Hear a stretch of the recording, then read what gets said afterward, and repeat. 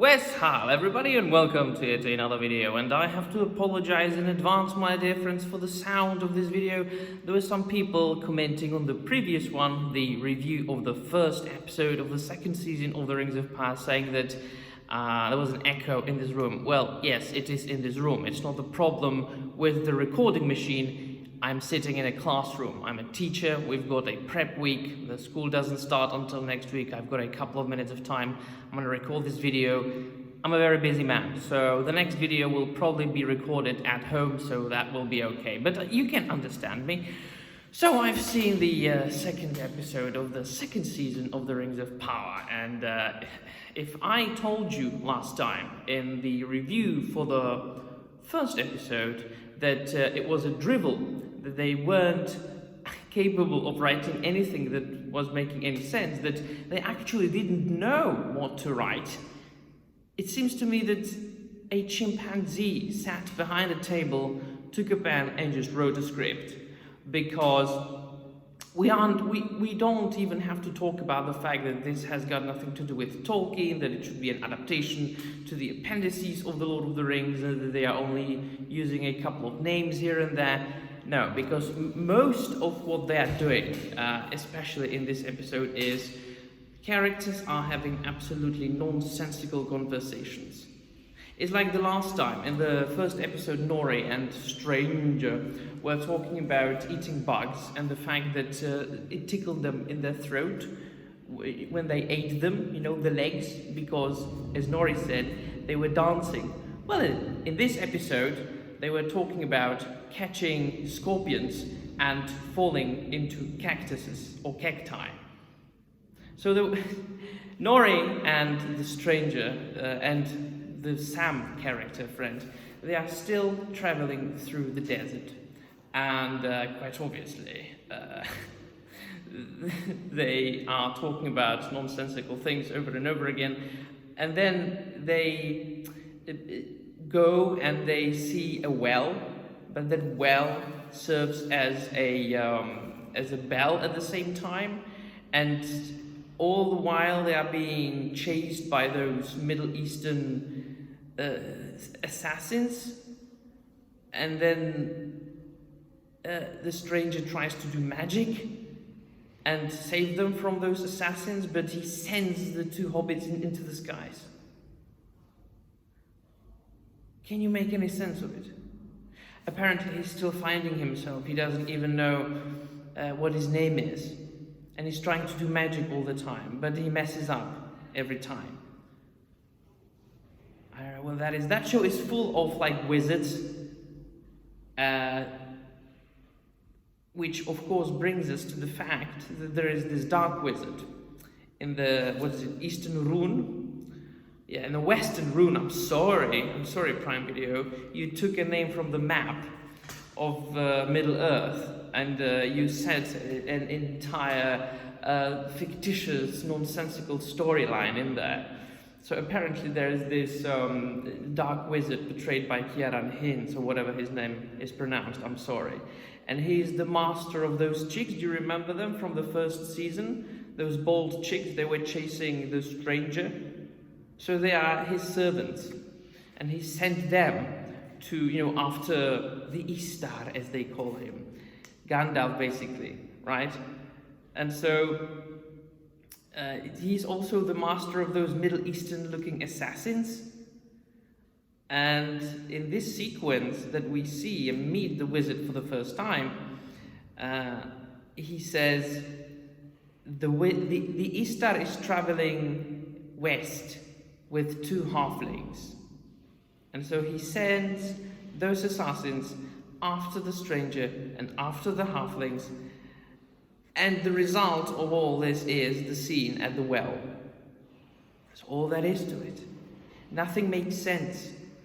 Nothing makes sense. If that show wasn't named The Rings of Power, or The Lord of the Rings, The Rings of Power, you wouldn't even have any idea that it's got anything to do with The Lord of the Rings or what Tolkien wrote. To the same length of ridiculousness, we meet Disa and Durin once again. The fact that in the source material there were never ever whatsoever like two Durins alive at the same time.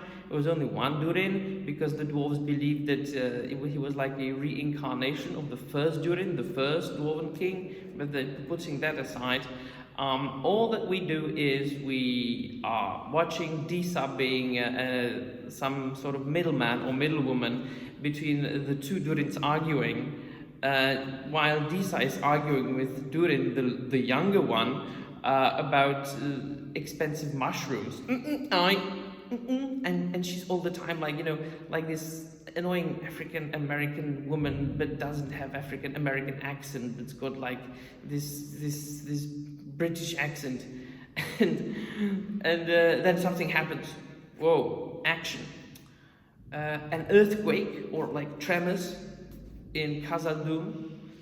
By the way, everybody's starving all the time in Khazad-dûm, and the situation is very bad, and they're all dirty, and everybody's like suffering in Khazad-dûm. And then I thought that was supposed to be the golden age of Moria, the golden age of Khazad-dûm, before the fall came, you know, before Balrog was awakened. No, apparently that means nothing to the showrunners. And so, do you remember from the first season, when they created Mordor, when they created the Mount Doom Orodruin by turning a key? So that awakening of the volcano caused tremors in Moria, and it shut all their sun shafts. And so the sun from the shafts, from the skies, doesn't shine through to Moria, and so they can't grow anything anymore, and they are going to be starving even more. Oh, but wait, there are the singers to the stone, right? Which they made up. There is this made-up thing in the Amazon show called the singers to the stone. Is where like three morbidly obese women sing to the stone in search of the way somewhere. So they are trying to fix the broken sun shaft by singing to it. They fail. The older Durin is disappointed, and the dwarves have to dig. Can you make it? I mean, I'm promising you, I am not making this up. I'm not lying to you. These things are happening in the show. Right, let us calm down. Well, by the way, Middle Eastern people everywhere. Like there are Middle Eastern elves, Middle Eastern dwarves, Middle Eastern Middle Easterners, and like very, very, very, very African-looking elves. I mean, this show, they must have got a lot of diversity points. And I think that's where they got most of their money. Well, but we knew that from the get-go. But putting that aside, I think that most people will be interested in Anatar, which is a name that they took from the appendices to the Lord of the Rings, yes, and from the Silmarillion and you know, all the ancillary material. Which is of course Sauron in disguise in the Second Age. He presented himself as an angelic, elven-looking being called Anatar, and you know, he lived among the elves, and he told them to make the rings, or you know, perfect the ring craft. And then nobody knew that it was Sauron, but from the get-go, Galadriel and some other elves didn't trust him. They saw through him right away. Not like what they are trying to do now in that show, where they basically made Galadriel morally ambiguous. And everybody's reminding her all the time, but you got fooled by Sauron. We can't trust you anymore. And she's very troubled by it, you know? You can see that there is this specific line that she says, I can't let him in again. And there is this like flashback scene to the scene when they were sitting together in a forest and talking and, you know, looking into each other's eyes. She is having romantic thoughts about Halbrand. She literally fell in love with Sauron and wants to bang him now. Can't you see how I can't take this show seriously? Can't you see why I'm making these reviews in my classroom when I have like 15-20 minutes of time at my work?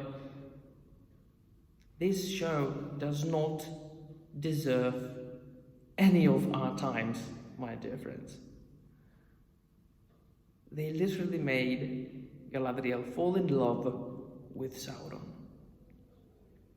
She's morally ambiguous. But everybody's interested in Celebrimbor and Anatar. Celebrimbor is an idiot. Celebrimbor is an idiot. So, in Lindon, it is, I think, everybody knows that Sauron is alive and that he is Halbrand, so they try to send a message to Celebrimbor. Well, the messenger is killed on the way, obviously, because dark forces are on the way, at work. So the message doesn't reach him. Halbrand reaches him first. He stands in the rain for a day because Celebrimbor refuses to accept him. Alright, yada yada. Because Galadriel forbids, so Galadriel, if I remember correctly in that show, she forbids Celebrimbor to speak to Halbrand because reasons. She doesn't reveal that he is Sauron for some reason. Because she secretly wants to bang him. I almost said the F word. And but he suspects that something is wrong about Halbrand. So he doesn't want to let him in. He lets him in, of course. And so they talk. And then Halbrand says, I didn't tell you all the truth about myself, Celebrimbor. I can't keep the truth from you any longer. Galadriel cast me out for it. I am not Halbrand. No, who are you? I am not even immortal. So he says that he's a messenger from the Valar, and then he turns into Jesus. There's a scene of Halbrand turning into Anatar, looking like Jesus, standing in front of nice, beautiful skies, the heavenly skies, and he's like, "Oh, I am Anatar," and Celebrimbor, kneels and almost starts to pray, and then he says, Anatar says, we have to make rings for men. And then the episode ends with one of the Durins receiving a message from Celebrimbor saying, come to me, there's a meeting. So they will be making rings for dwarves as well. Fuck me. This is so bad. This is so bad. This is so bad. This is so bad. I suspect that each episode I see will be worse and worse. And it really doesn't deserve any more time that I'm willing to give it. And to make these vlog, boomer, 2005 style YouTube videos. I'm not gonna edit this crap. I'm not gonna put some special effects. I'm just gonna tell you what I think. It's shit. It's the worst thing I've ever seen in my life. Namarie.